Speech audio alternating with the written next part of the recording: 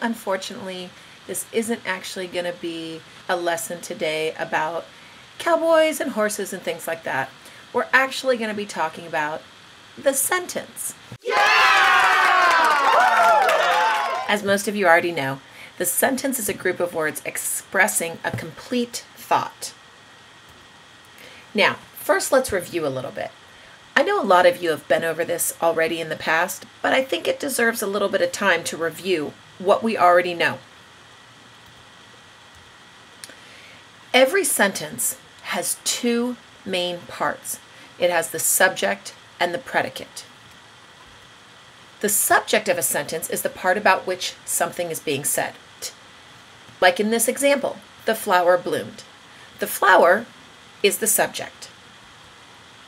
The girls on the team were all good students. The girls on the team, that's your subject. Now the predicate of a sentence is the part which says something about the subject. It's the action that the subject is doing. Bill told everyone about the wreck. Told everyone about the wreck is your predicate. Bill is your subject. Sue plays the piano well. Plays the piano well is your predicate. Sue is your subject. You may notice that the subjects are nouns and pronouns. The predicates are verbs. Now you may be wondering, why don't we just call them nouns and verbs? Wouldn't that be a lot easier? It might, but the problem is most sentences have more than one noun. The subject is the most important noun in the sentence because that's the part of the sentence about which something is being said. And the same goes with the predicate. There may be more than one verb in a sentence, but the predicate is the important verb. That's the one that tells us what the subject is doing. Now, you've got a simple subject. That's the main word in the complete subject. So if we were to say the 4 new students arrived early, the simple subject is students. The complete subject is the 4 new students. The complete subject is the main word and all of the modifiers, typically all of the adjectives used to describe the subject.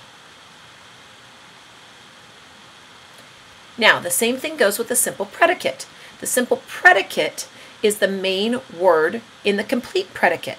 So if we were to look at the sentence, Sarah's sister took us bowling yesterday, took is our simple predicate. The complete predicate includes not only the simple predicate took, but it also includes all of the modifiers. Took us bowling yesterday.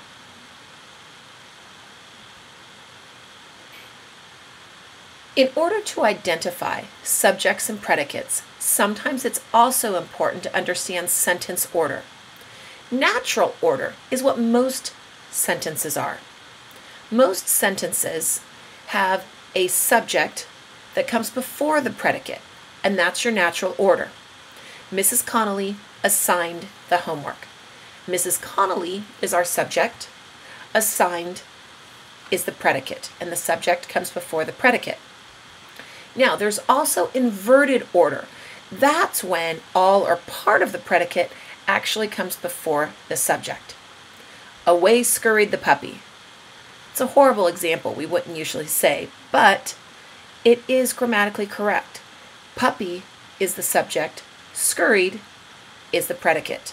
Most interrogative sentences, which are questions by the way, they're in inverted order. So that's where you can get a little messed up. The reason we need to know what subjects and predicates are, and we need to be able to identify them in our writing, is because they help us to avoid things like sentence fragments. When a sentence is missing either a subject or a predicate, it's called a sentence fragment. The concerned teacher. Obviously, there's a subject, but no predicate. As we waited for morning, the sun. Once again, the sun is the subject, but we have no predicate. One thing you have to watch out for is the implied subject. If we take this, for example, run. Is that a complete sentence? Of course it is, because run is our predicate and the implied subject is you. When you say run, you're really saying you run. Or look, you're actually saying you look. Or stop, you stop. So run, look, and stop can actually be considered complete sentences. In addition, understanding subject and predicates also help us to avoid run-on sentences. When two or more sentences are combined without the proper punctuation, the sentence is a run-on, and you will get dinged for that, so you have to watch out for those. The student will do his homework. He will turn it in tomorrow. This is a pretty common mistake. You can't just put a comma in between two complete sentences. There's two different ways you can fix a run-on. Number one, you can make it two separate sentences. You can say the student will do his homework, period.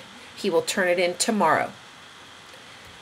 You can also separate the sentences using and, but, or, nor, or yet. The student will do his homework and he will turn it in tomorrow. It's very common to put a comma before a conjunction, and that's actually okay. In addition, we'll talk a little bit later about the third way to fix a run-on sentence, and that's by using a semicolon. Now, there's four different types of sentences. There's the declarative sentence, which those are sentences that make a statement. There's the interrogative sentence, which I already mentioned, which is the one where you ask a question. Did you do your homework? You is actually the subject. Did is actually the predicate. You'll notice there that they're inverted. There's the imperative sentence, which expresses the command or request. Do not lock the door. Go to the office. Remember, typically with imperative sentences, you'll have an implied subject. You go to the office. So you would be your subject. Go would be your predicate. And then exclamatory sentences. Those can have implied subjects or they can be in natural order. So exclamatory sentences, which express the strong or sudden feelings. I am innocent. I is your subject, am is your predicate. But if you notice in the next example, give me that. You is the subject, give is the predicate. Now, in our next round, we're going to go over the sentence part 2, where we talk about subject-verb agreement. But until that time, today, you're just going to complete the grammar assignment. Look at the grammar sheet, Writing Better Sentences, Identifying Subjects and Predicates. Today, you'll complete that worksheet, and then you'll be finished. Good luck!